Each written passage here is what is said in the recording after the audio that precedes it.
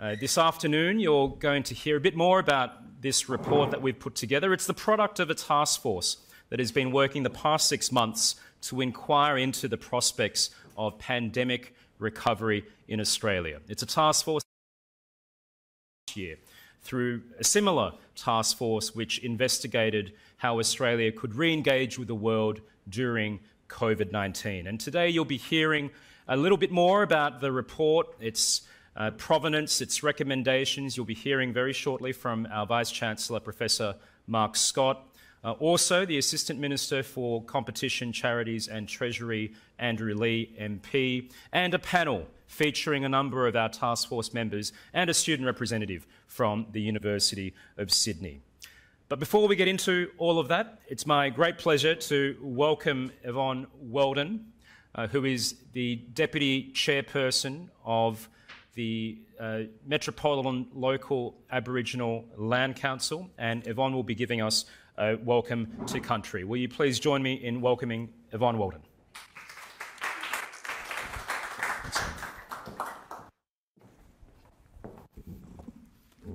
Hello, sisters and brothers, gender neutral and gender fluid. As was said, my name is Yvonne Weldon. I am a Wiradjuri woman from Cowra here in New South Wales. I'm from the waters of the Clare, which later became known as the Lachlan, and of the Murrumbidgee rivers. I am the elected Deputy Chairperson of the Metropolitan Local Aboriginal Land Council, who are the cultural authority under the Aboriginal Land Rights Act for the land we're on. I would like to pay my respects to all elders past and present, to all First Nations, to you and the ancestors' lands you travelled from.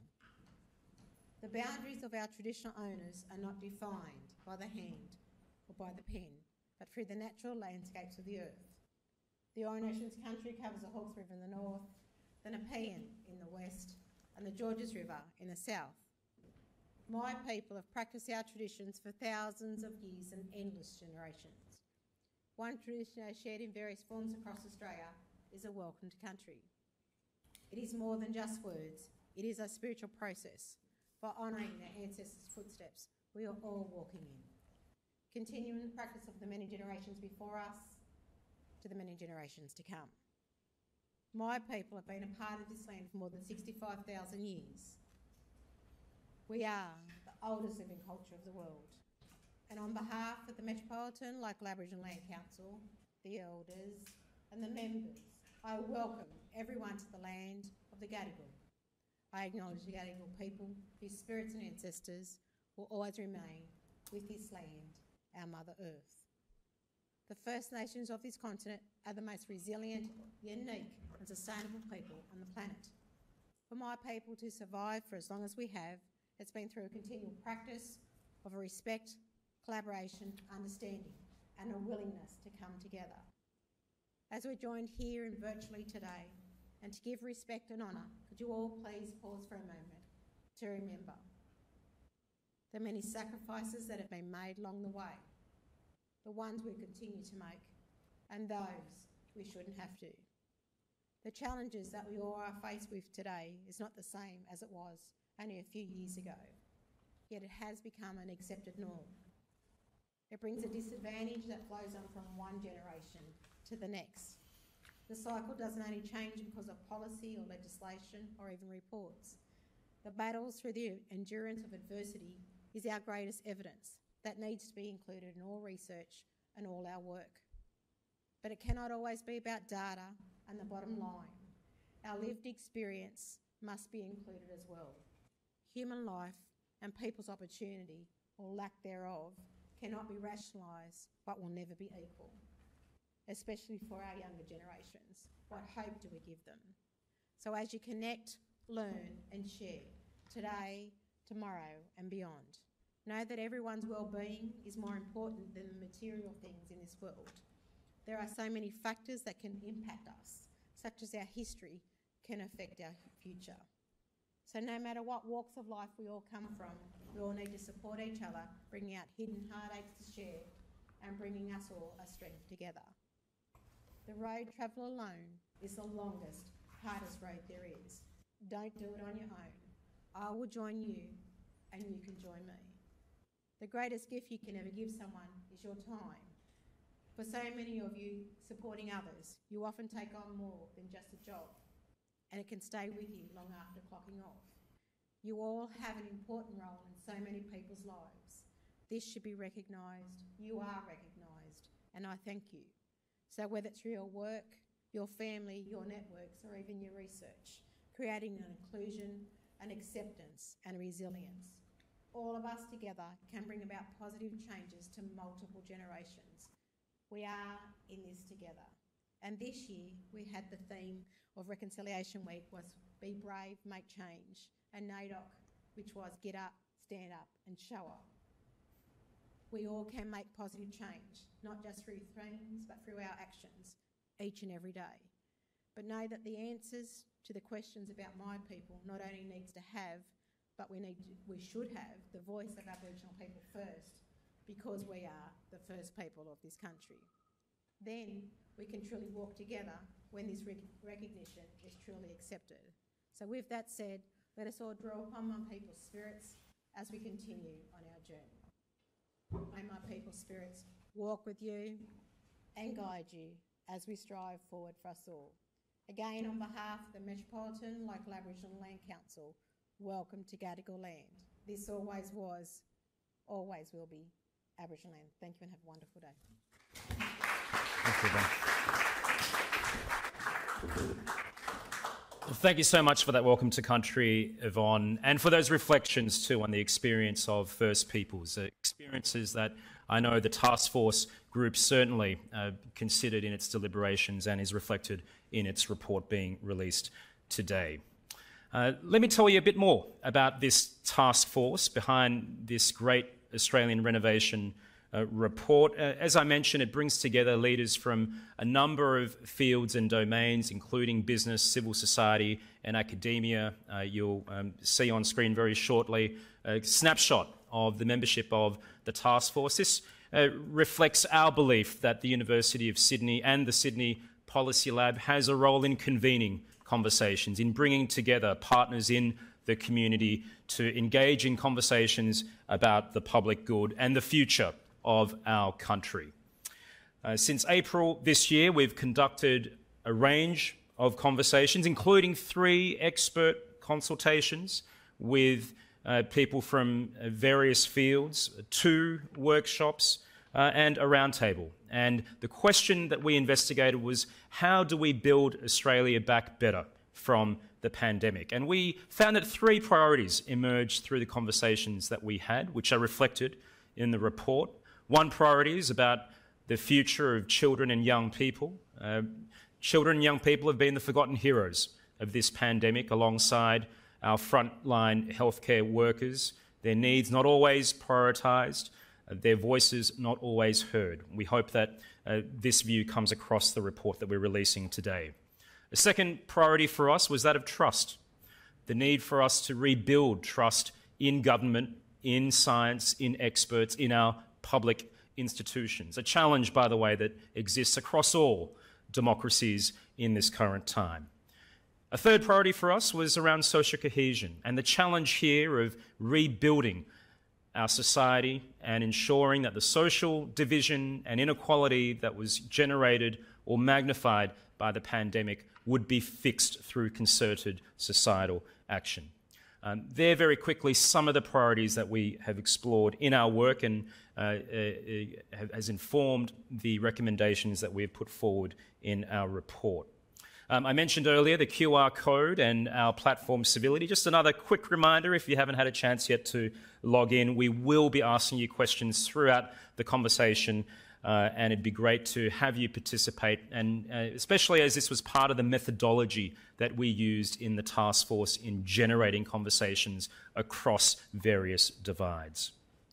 Well, it's now my pleasure to invite our Vice-Chancellor and President to formally open proceedings today. For those of you joining us from outside the university, our Vice-Chancellor, Mark Scott, joined the University of Sydney last year in July, and prior to that was the Secretary of the New South Wales Department of Education, and of course the Managing Director of the Australian Broadcasting Corporation as well.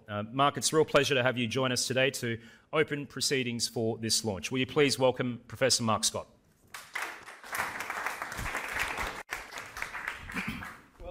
Thanks, Tim, and ladies and gentlemen, wonderful to be with you. Can I also acknowledge traditional owners and the land in which we meet and pay my respects to elders past and present, and thank you, Yvonne, for that welcome this afternoon. And thank you also, Tim, for convening us all here and for your leadership work in pulling together this Open Society Common Purpose Task Force, and for the enlightening report that's with us today. And like everyone else here and watching online, I look forward to hearing the expert panel as they gather.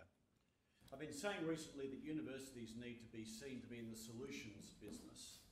If you're involved in a university, if you're doing research here, if you're doing teaching here, if you're part of our professional staff, you can be beset at times by the challenges it takes in running a large, complex organisation like this.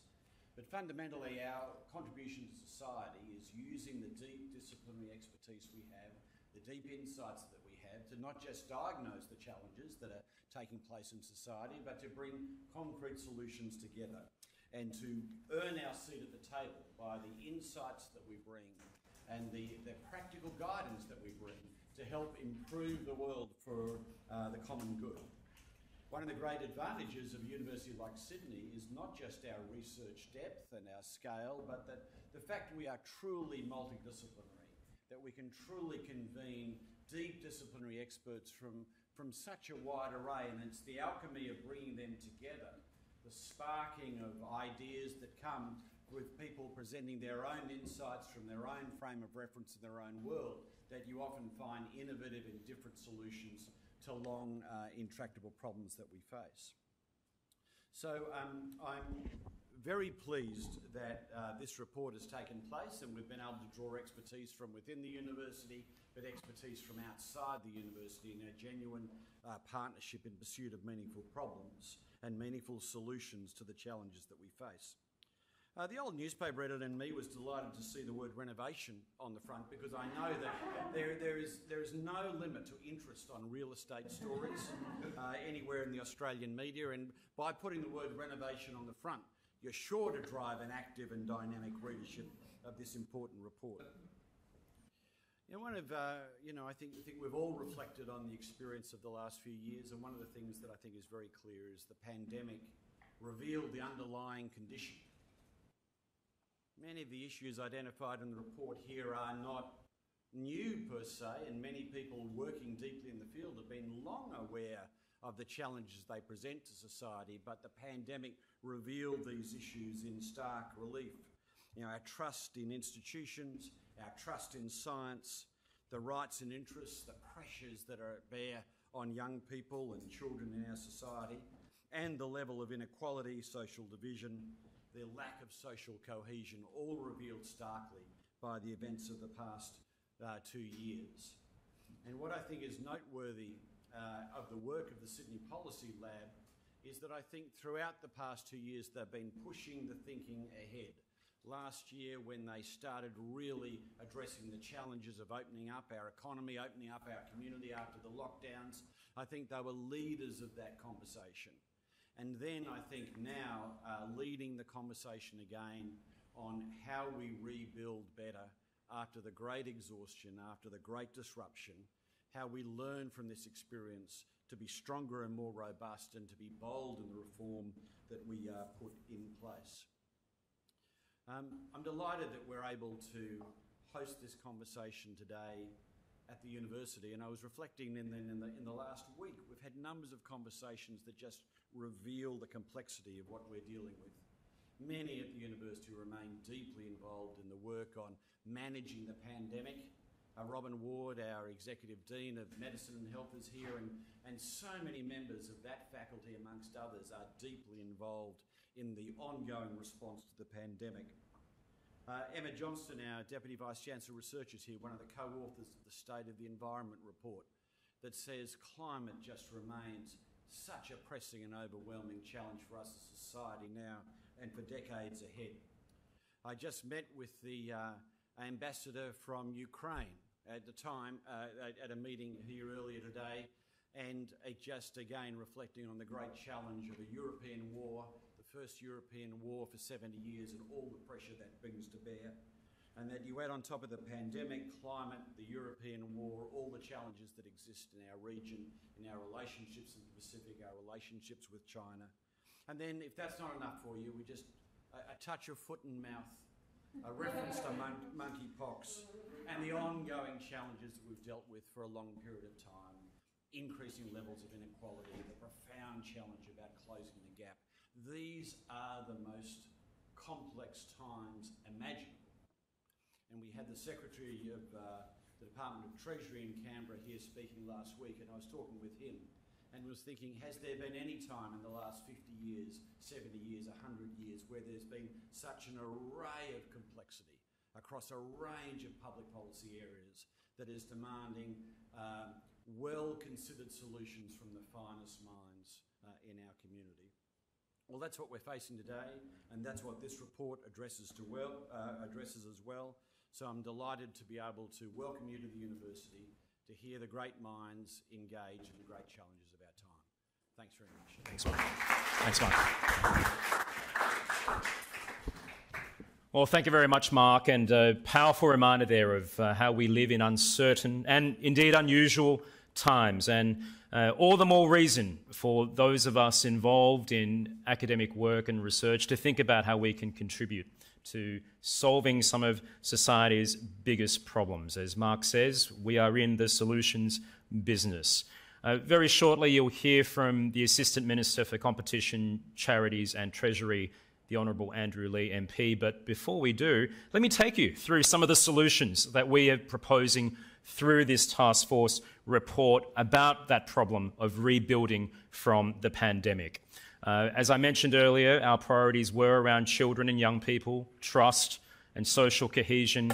On the young people and children front, we're recommending the creation of a youth fund, similar to the Future Fund, which would strategically invest in the needs of future generations in Australia.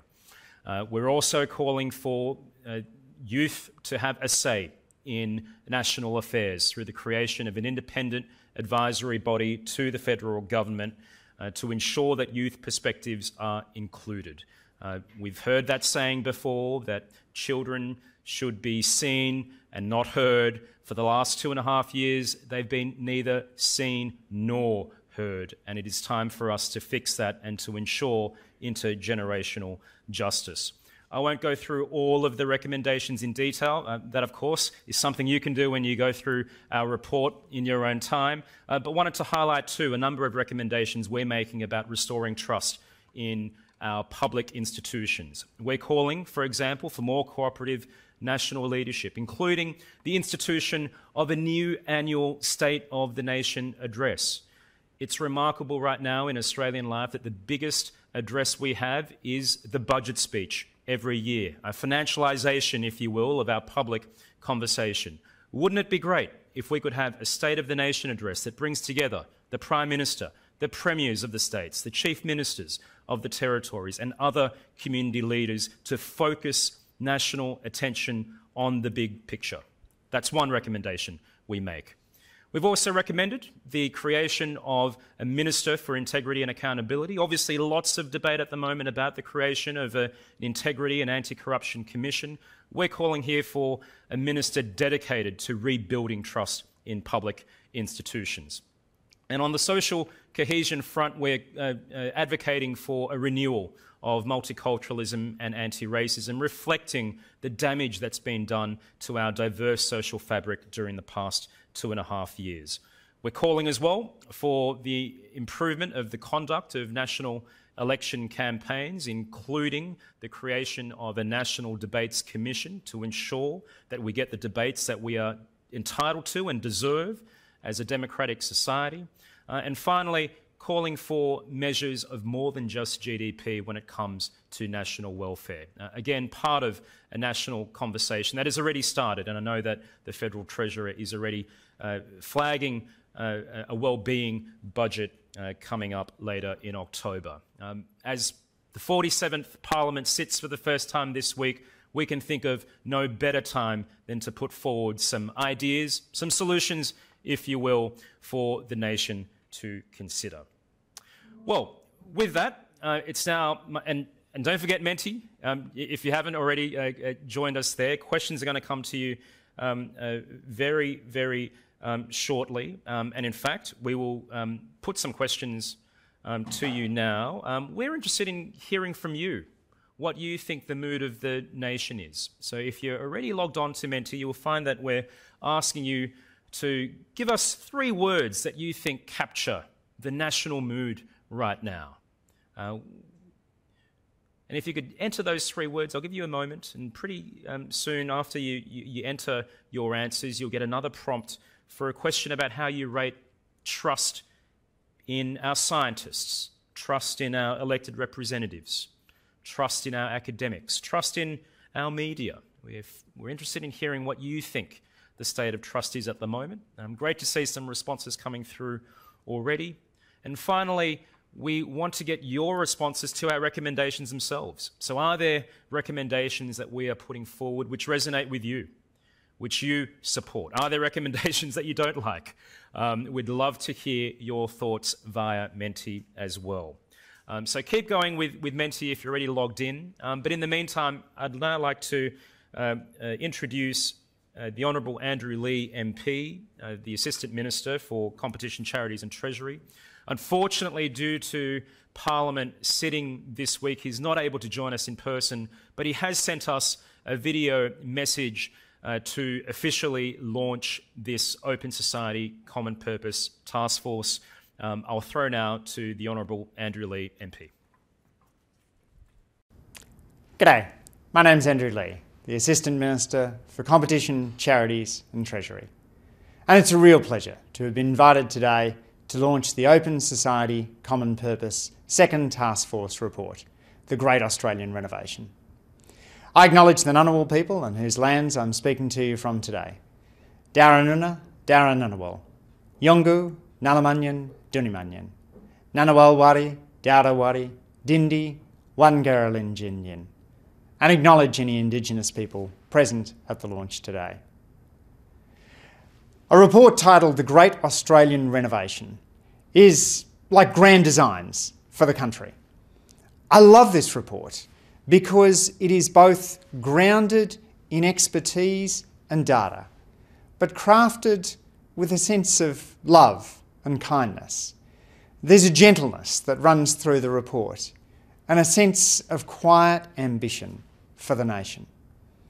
It is a huge credit to the work of Tim Soutphommasane, who has headed Sydney Policy Lab in recent years, and who hands over to Kate Brennan an organisation in fine nick on the 1st of August. This important report has a number of key themes. It looks at children, at trust, and at social cohesion. And those themes dovetail very closely with my passions, particularly in the charities portfolio.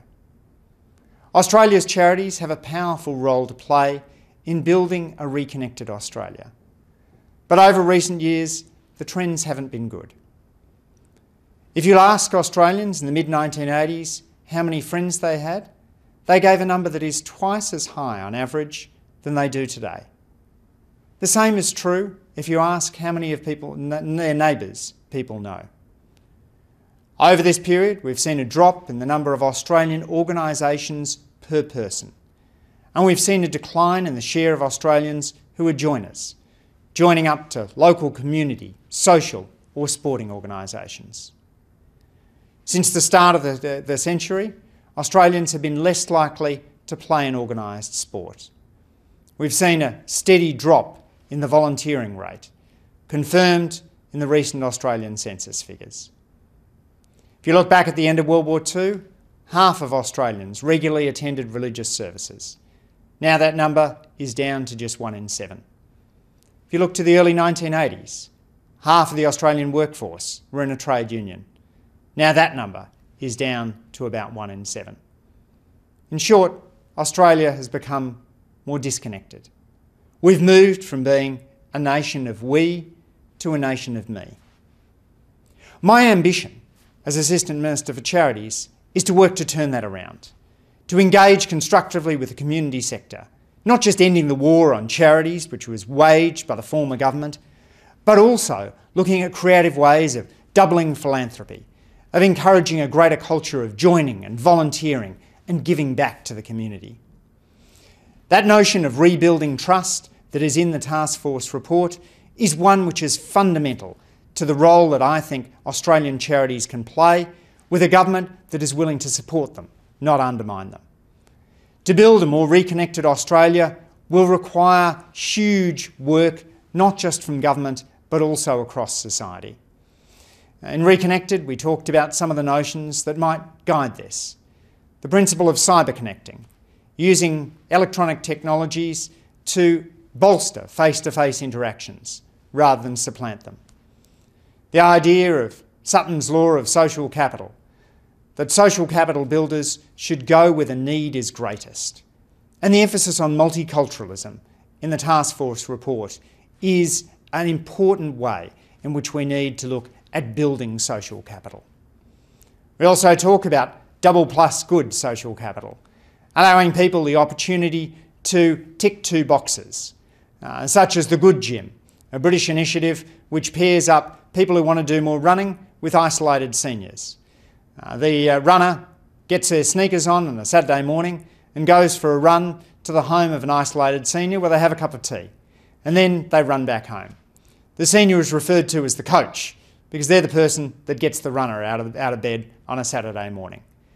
Then they've ticked two boxes: community engagement and getting fit at the same time. The task force's emphasis on young people is absolutely vital here. In order to ensure that we have greater upsurge of civic culture, we have to make sure that volunteering and giving back aren't merely the province of the greatest generation of the baby boomers. We need to look at creative, new, nimble organisations which can fill a void in engaging Australians one with another.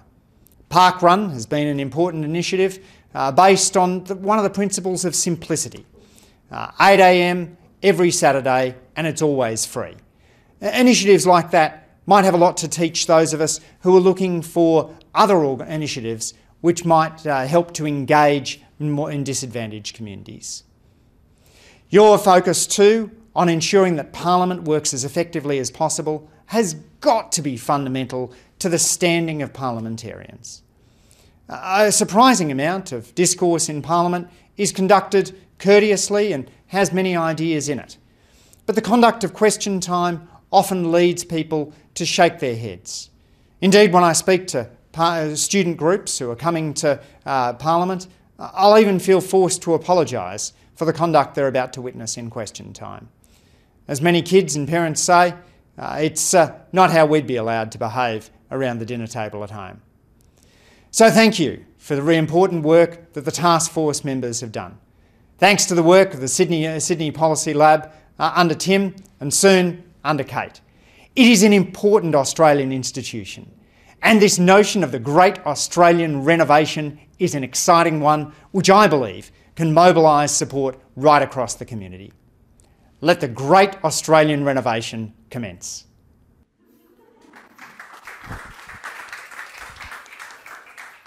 Well, a big thank you there to Andrew Lee, and I couldn't steal his line about this being about grand designs for the nation, tempting though it was. If I can now invite our panellists to join us up the front here, and while they come up, and I'll introduce them very shortly, I wanted to take you through what you've said to us via Menti. And we did ask you a question about how you feel about the nation at the moment. And to set the scene a little, we thought we'd share with you the mood that we captured prior to the election in the groups that we consulted with. This was the word cloud that came through our conversations and discussions. We got a picture of an anxious, fatigued, exhausted, tired nation. And I know that in recent weeks we have had reflection about whether there's been a shift in the national mood, which brings me to what you have told us just this afternoon. This is the word cloud drawn upon your responses via Menti. Exhausted? You're still exhausted, is what you're telling us. You're still anxious, but fascinating to see hope enter the picture there. You are hopeful, is what I'm hearing and seeing. Cautious. It's still an uncertain world. You're intrigued, perhaps, by the Parliament sitting this week and what lies ahead. but an ambivalent picture coming through there, perhaps a reflection of how we are in a moment where things could go either way right now. Let's very quickly too get a sense of what you've told us about some of the other questions that we've posed to you. How do you rate the public trust in the following groups? Well, perhaps not surprisingly for an audience at a university, strong trust in scientists, strong trust in academics, not so strong when it comes to media and politics. And finally, a quick snapshot of your responses to our proposals and recommendations. Very strong endorsement there around the idea of measuring more than GDP, and some moderate support too for some of our other ideas. Just a very quick snapshot of your responses. I hope it gives you a window into the digital engagement tools that we've been using through our consultation, given the fact that we haven't been able to do much of our work in person and have had to do it online. But a big thank you to our partners, Essential Media and Peter Lewis and the Civility Platform, which has supported our work in recent months.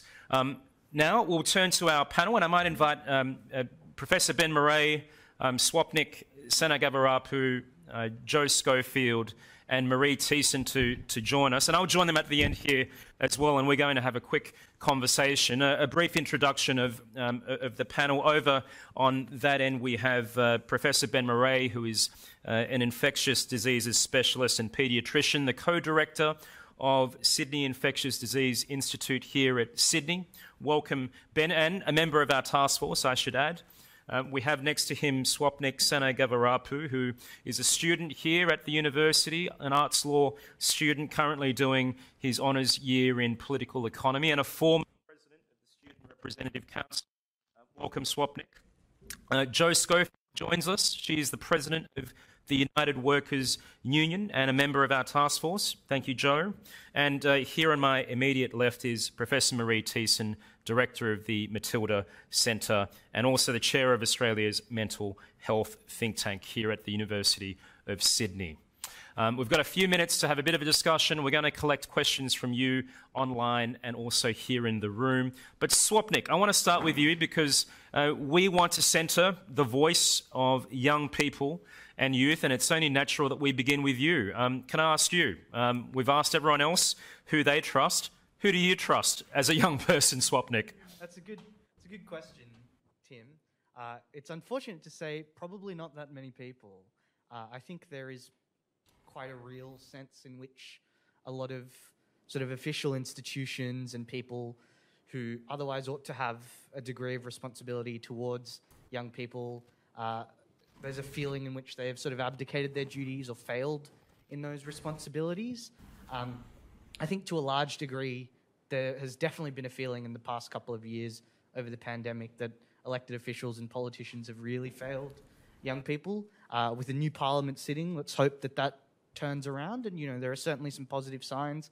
There are also some probably not so positive ones as well. And it's really only time that will tell whether this trust rises across the board. And Swapnik, one of the messages that came through very strongly for us at the task force was this sense that young people have made enormous sacrifices and have had to carry a profoundly large burden during the pandemic. Can you talk us through some of the experiences that you and your peers have had during the past 2.5 years? Yeah, definitely. I think I might have to generalize a little bit, but I think there are probably two sets of impacts that young people have really faced across this pandemic. The first is what I'd probably describe as a social impact. There's a real sense in which many people of my age have lost, the crucial years of their lives, the best years of your life at university, in your early 20s, as you're exiting high school and coming into the world, the sense in which you're free and able to explore and develop yourself has certainly been constrained, whether that's, in as simple things as not being able to go out and make friends and, have new experiences or travel, but also in the sense that I think a lot of people have really retreated socially, so it's difficult for a lot of people to sort of build those organic connections that they would have in years gone by. And I think the second dimension is much more of a material one. I'm sure Joe will talk about this a lot, but, young people work overwhelmingly in, very precarious and casualized industries. industries that really, bore the brunt of the pandemic. And, there were a lot of impacts on young people's employment and incomes. And more than that, I think there is certainly a path dependency with all of this, as the economy contracted and as all of the various crises unfolded. It's certainly been the case that, the future prospects for young people in terms of their material well-being has really been restricted. Well, we'll come to those material questions shortly, but Ben Murray, I wanted to bring you in as a paediatrician and infectious diseases expert. We're seeing a new wave surging at the moment when it comes to COVID, and we know very well that the hospital system is under pressure again. This task force report has made a very strong argument around schools needing to be open and the lessons that we need to learn from the past 2.5 years. How do you reflect on the lessons that we've learned over the past 2.5 years? Have we learnt the right lessons? Tim, I would say that there's many lessons still to be learned, but I think the report captures some of the important lessons that we missed out on, I think, in those panic-filled early months. And one of those important lessons is that schools are essential for the well-being of children, and that closing schools or forcing children into modes of action that we think will protect the rest of society, if it's not for their own benefit, is really creating long-term harms. And I don't think that was always taken into consideration in our initial decision-making, and we now have the opportunity to reflect on that, which doesn't make the answers any easier, but it forces us, I think, to think about the long-term well-being of children and young people as well. Joe Schofield, can I bring you in? It hasn't just been children and young people who've been disadvantaged during the pandemic. As we note in the report, there have been other groups, including those working in insecure areas of work in the economy, doing essential work, who've had to bear a big burden. You're the leader of a union that represents some of these workers. How do you think these rifts can be repaired in our society? Well, I think for many workers, what we saw was, it was workers in low-paid occupations, predominantly women, that were most impacted by having to work in essential services, aged care workers. Some of our members in aged care could have earned more on JobKeeper or JobSeeker than they earned on their hourly rate, and we saw not only that, but they faced intense pressure and increases of workload, production, whether it was in food processing, in the care economy, or the like. And I think that these sort of problems of low pay, insecure work, undervaluing, particularly women's work in the care sector, have all been with us for a long time. And we know about those problems, but the pandemic really shone a light on, how important that work is and remains, and that, for the fissures in the labour market, if you like. And there are many public policy solutions to these problems. Secure work, ending casualisation, greater regulation and rights for workers and a voice for workers, the ability to bargain, and these are all tried and tested solutions that are within our grasp if we choose to take them.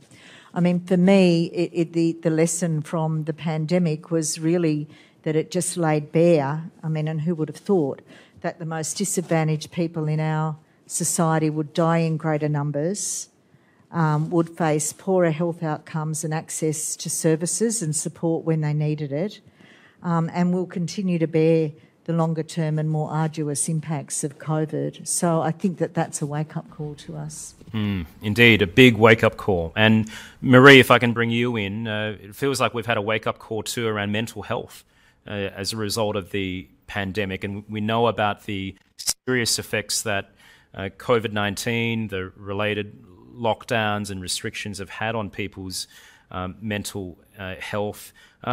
We've talked a lot about trust, Marie. Can I ask you, does societal well-being and mental health have any bearing on the trust issue that the task force has been looking into?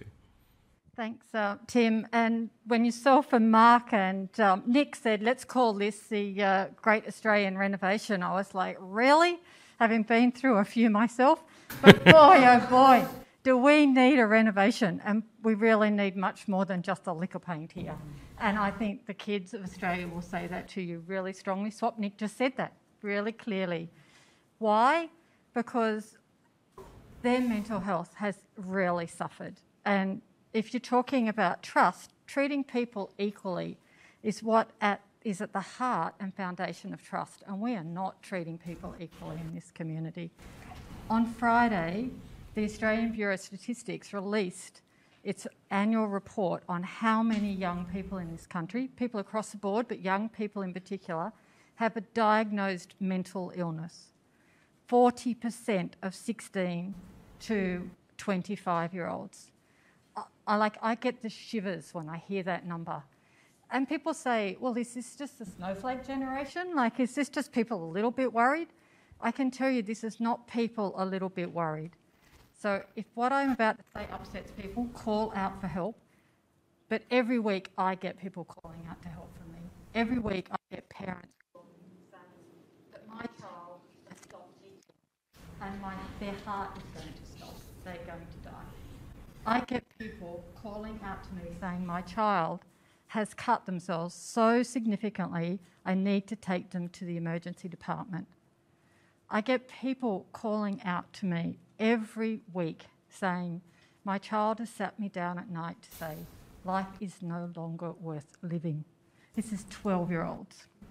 So please don't think about this as a snowflake generation. Please hear the voices of these young people.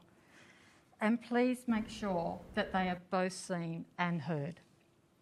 Thank you, Marie. Now, we've got time for some questions, so we're going to take some questions from our online audience. Thank you so much for tuning in with us. Some questions here from the audience in the room too.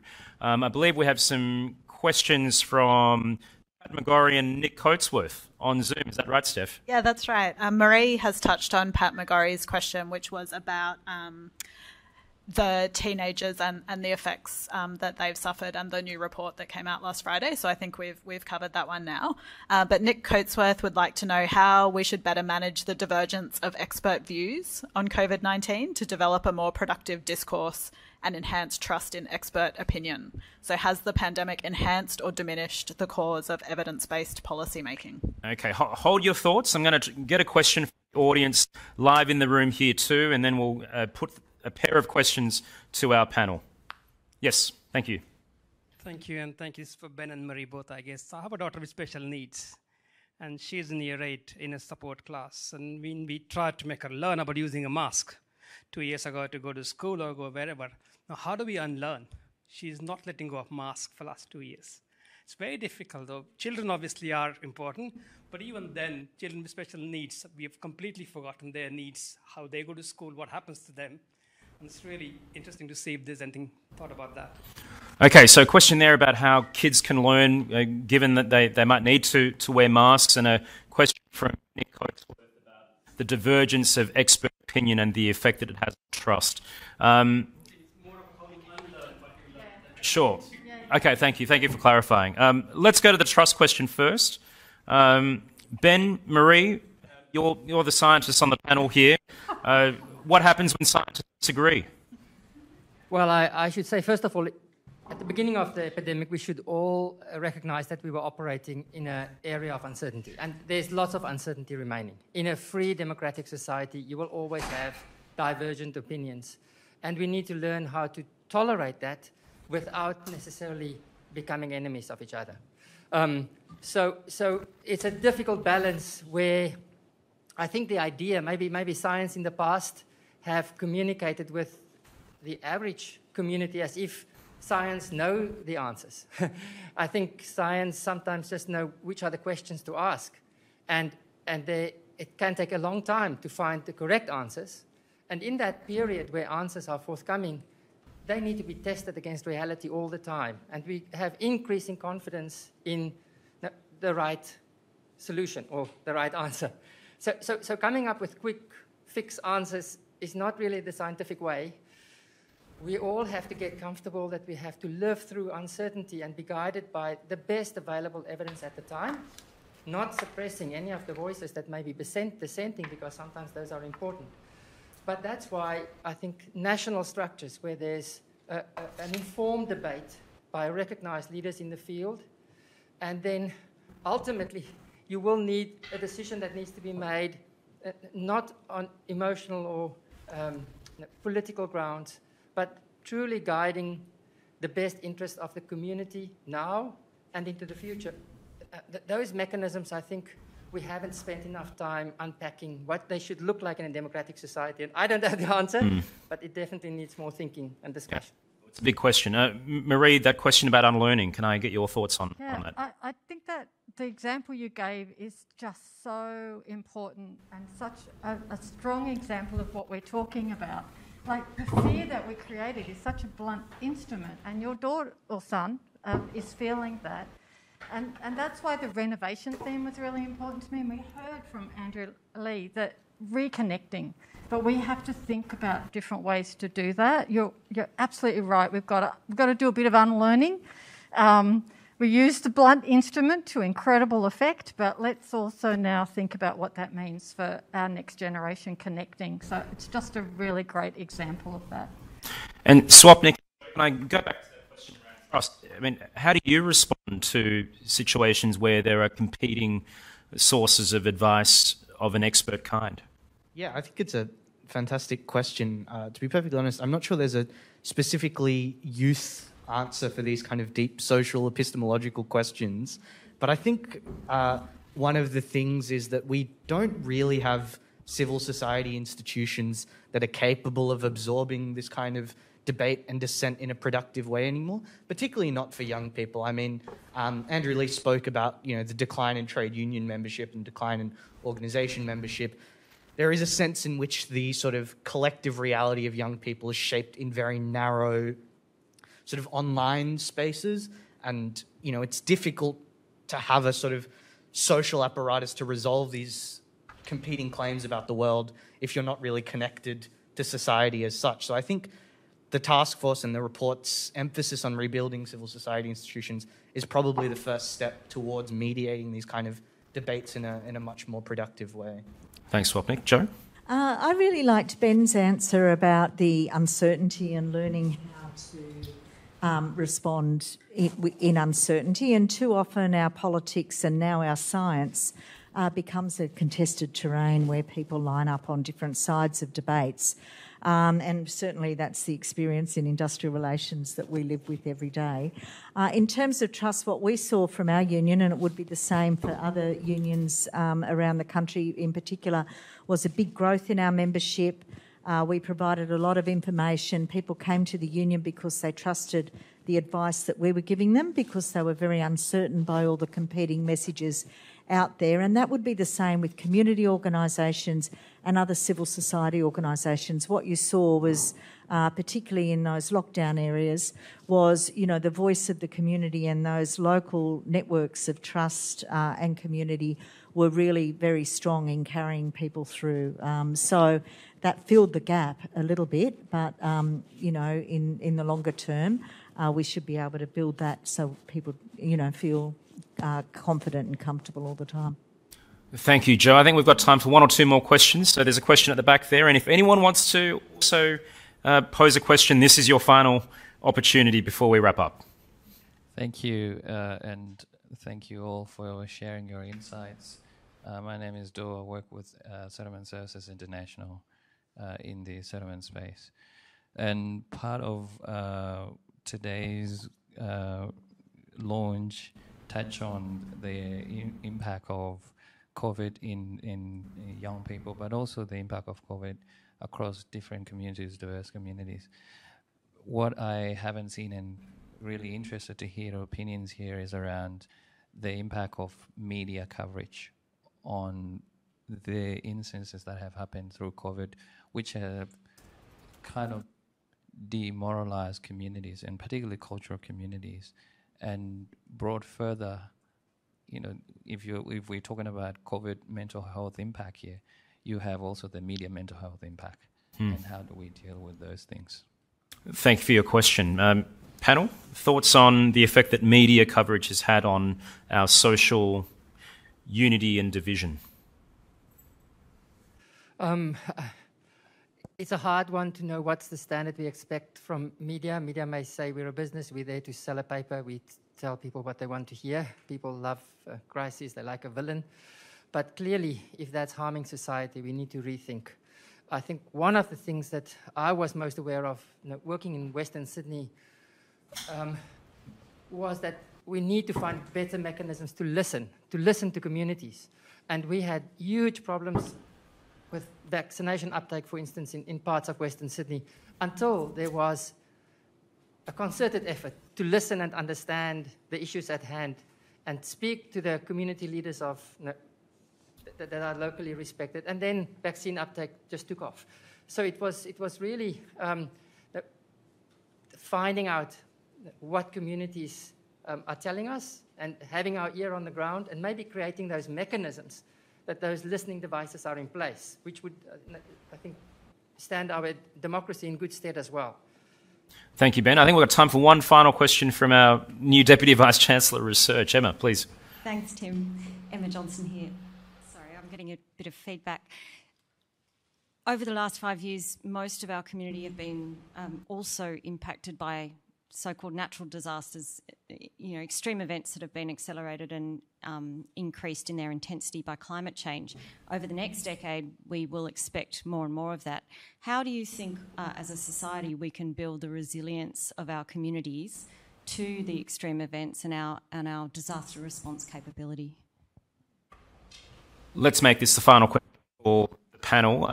Marie, resilience. Yep. Oh, I was going to take my mask off too, but I think I'll leave it on.